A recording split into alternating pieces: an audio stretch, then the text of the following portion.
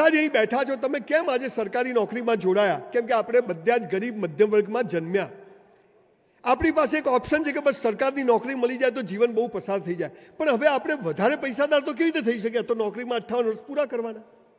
હું તમને જુદી વાત સાહેબ કહેવા આવ્યો છું. જિંદગી ક્યાંથી શરૂ થશે તમને ખબર નથી.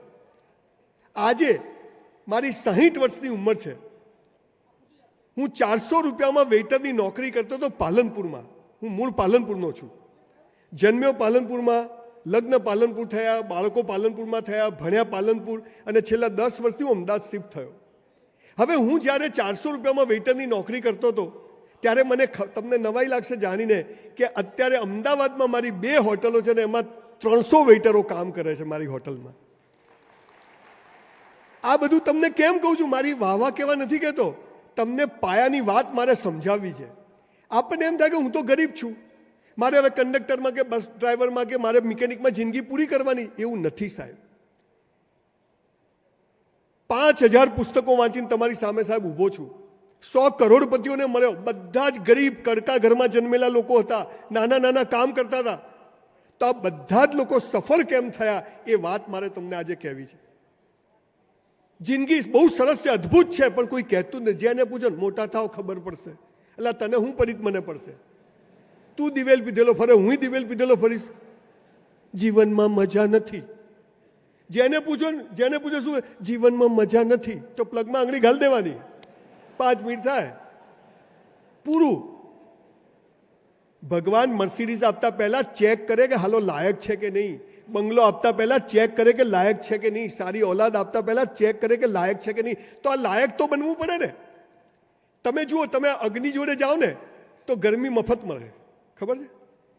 તમે બરફ જોડે જાઓ તો ઠંડક મફત મળે. તમે ફૂલ જોડે જાઓ તો સુગંધ મફત મળે.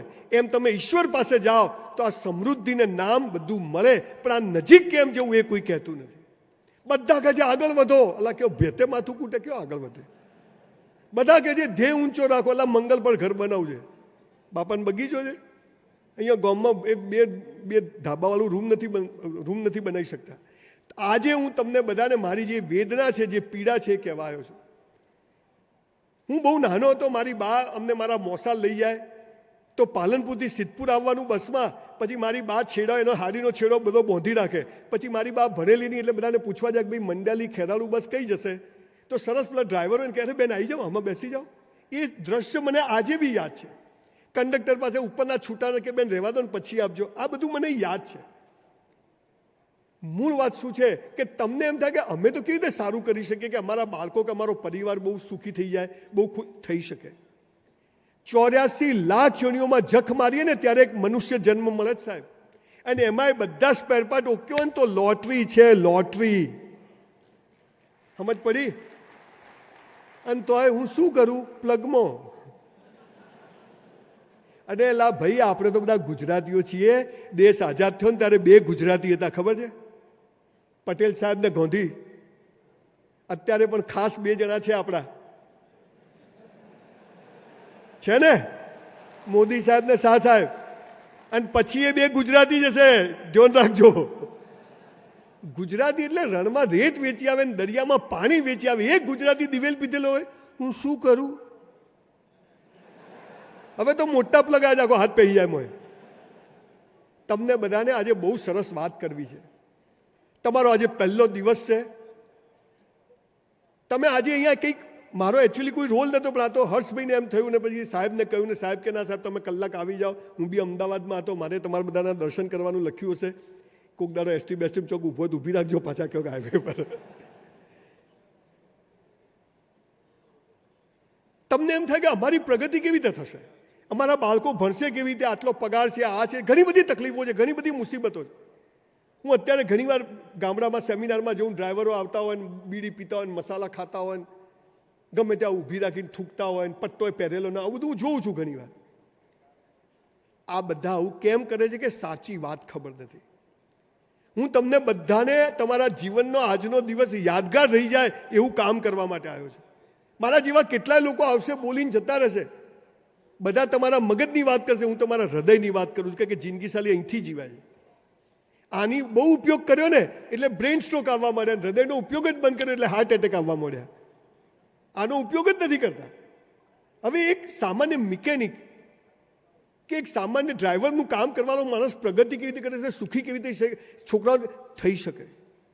આ વાત હું તમને કહેવા આવ્યો છું કે મેં જે ગરીબી જોઈ છે તમે કોઈએ નહીં જોઈ હોય. ઘણા અત્યારે સોશિયલ મીડિયા તમારા મર્સિડીઝ છે, એટલે ભાઈ 40 વર્ષ થયા, લેડીઝ સાયકલ 40 રૂપિયાની હતી, મધ્ય પંચર પડે ને તો ઉપાડીને લઈને ફરતો કે પાછી સાલી ટ્યુબ ફાટી જાય તો 12 રૂપિયા લાવશું ક્યાંથી?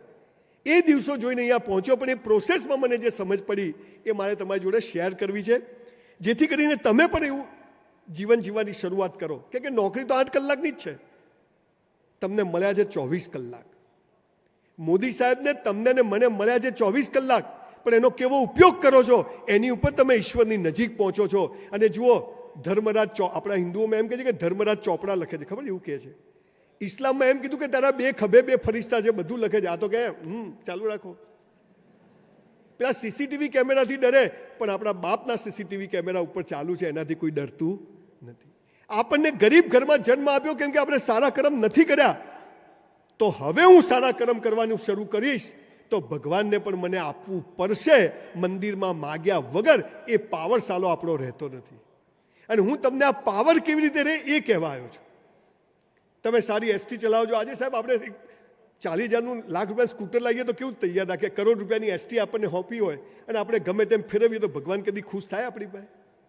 એને મેન્ટેનન્સમાં આપણે વેઠ મારીએ તો ખુશ થાય? ના થાય. હું 400 રૂપિયામાં હોટલમાં વેઇટરની નોકરી કરતો. હવે 4 વેઇટર હતા એક જ હોટલમાં, પાલનપુર બનાસ હોટલની સામે હોટલ મહેતા હતી. તો જે બી આવે તો પેલા 3 જણા શું કહે, પેલા તું કર, તો હું જ કરું. હું નાત જાતમાં માનતો નથી, જાતે બ્રાહ્મણ છું, પણ આ બ્રાહ્મણ કોણ કહેવાય? જે સમાજને દિશા બતાવે બ્રાહ્મણ. મારી આવી વ્યાખ્યા છે કે ગીતાનો 4થો અધ્યાય એનો 13મો શ્લોક કૃષ્ણ ભગવાને એમ કહ્યું છે, મેં ધર્મને આધારે જાતિઓ નથી બનાવી, કર્મને આધારે જાતિઓ બનાવી છે. તું જેવું કર્મ કરશે એવો તું ઓળખાશે. આજે તમે બધા જ ગરીબ માણસોના સારથી એટલે કૃષ્ણનો રોલ ભજવવા જઈ રહ્યા છો. એ કૃષ્ણનું રથનું પૈડું બગડે, આ ભાવ સાલો રહેતો નથી. અને પછી કે હવે છોડો ને, હવે ભાઈ અહીંયા તો ત્યાં જઈને ઊંઘવાનું જ છે ને, હેરો નોમ કરી લો. એમ કરતાં કરતાં ફરી પાછા એવા ખરાબ કર્મ કરીએ છીએ, એટલે ફરી પાછી ગરીબ ઘરમાં જન્મ મળે છે. અને એટલે આ દેશમાં ગરીબી ઘણી ખરી વધતી કેમ જાય છે કે લોકો પોતે જે કરવાનું છે એ કરતા નથી. 60 કરોડ લોકોને મોદી સાહેબ ખવડાવે છે રેશન કાર્ડનું બધું. આપણા લગ્ન થઈ જાય છે, કેમ કર્યા ખબર નથી. હરી ઈચ્છા લાલીઓ આવી જાય છે વર્ષમાં. હવે હરી તો દર વર્ષે ઈચ્છા કરે. આપણા કમાવાના ઠેકાણા નથી, આપણે લગ્ન કરીએ છીએ, દીકરો દીકરી આવી જાય છે, પછી કે સરકારી સ્કૂલમાં આમ છે, સરકારી દવાખાનામાં ડિલિવરી ફ્રી, ભણવાનું ફ્રી, બધું ફ્રી, એટલે આપણને વેલ્યુ જ નથી. સાહેબ કેટલાય જન્મ્યા ને કેટલા મરી જાય, પણ તમારી જેમ જ હેનરી ફોર્ડ એક કંપનીમાં મિકેનિકનું કામ કરવાનો માણસ 60 વર્ષે એને ફોર્ડનું એન્જિન બનાવ્યું જાતે. સાહેબ આ સફળતા અહીંયાથી શરૂ થાય છે. એટલે મારે તમને બહુ ભારે ભારે વાતો આજે નથી કહેવી. મુખ્ય બધા મહેમાનોને બધા આવે ત્યાં આગળ બી હું એટલે મને કહ્યું કે બધા આ તો બધું સિક્યોરિટી બધું જાત જાતના લોકો બધું આપણું સાઈડમાં રાખો, એટલે આપણે ગમે ત્યાં નાહવા થાય.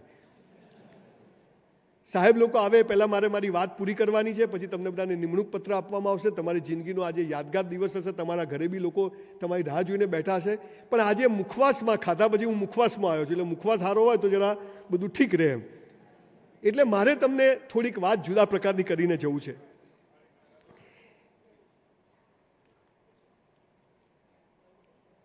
કોઈ પણ કામ કરવું હોય તો પૈસા જોઈએ. પૈસા તો હવે પગાર ફિક્સ થઈ ગયો તો વધારે તો આવવાનું નથી.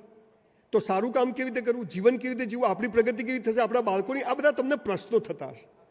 હું તમને આનો જવાબ આપું છું કે એ બધા પ્રશ્નો તમે બીજા ઈશ્વર પર છોડી દો. હું તમને 5 વાતો કહેવા આવ્યો છું, અને આ 5 વાતો તમે કરશો ને તો બોસ તમારી જિંદગી ક્યારે ક્યાં પલટાઈ જશે ને તમને ખબર નથી.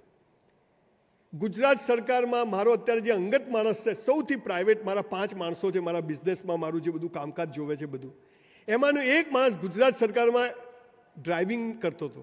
શું કરતો હતો? બસ ચલાવતો હતો અંકલેશ્વર બાજુ. એકવાર અમે કોન્ટેક્ટમાં આવ્યા. એવો સરસ માણસ, બહુ સરસ ઈમાનદારીથી નોકરી કરે, કોઈ વ્યસન નહીં, કશું જ નહીં. તમને બધાને ખબર છે આપણે બધા વ્યસન કેમ કરીએ છીએ? જિંદગીનો અસલી નશો નથી ને એટલે હાલા ડુપ્લિકેટ નશા કરીએ છીએ. અસલી નશો ચડાવો કે મનુષ્ય જન્મ મળ્યો છે એકવાર, એને સાર્થક કરીને જવું છે. એ ભાઈ પ્રકાશભાઈને મેં વાત કરીને આજે એ માણસ મારો સારથી છે. અને છેલ્લા 5 વર્ષથી મારી જોડે મારા દીકરાની જેમ આ ગુજરાત સરકારની નોકરી કરેલો માણસ મારી જોડે આવી રીતે સરસ રીતે જીવે છે. બોલો, એનું જીવન આખું મેં જોયું કે માણસ ઈમાનદારીથી કામ કરે, સરસ કામ કરે છે, ટાઈમ ટુ ટાઈમ બસ લઈ જાય, ટાઈમ ટુ ટાઈમ બસ ઊભી રાખે, કોઈ બીજી આડીઅવળી વાત નહીં, કોઈ ન્યુસન્સ વેલ્યુ નહીં. મારી જોડે આવી ગયો, આજે સરસ મજાનું ઘર, બધી રીતે માણસ સરસ રીતે. તો તમને મારે એ કહેવું છે કે જીવન એવી રીતે જીવવાનું શરૂ કરો કે ક્યારે ભગવાનના સીસીટીવી કેમેરામાં આવી જાય અને તમારી પ્રગતિ થશે તમને ખબર નથી બોસ.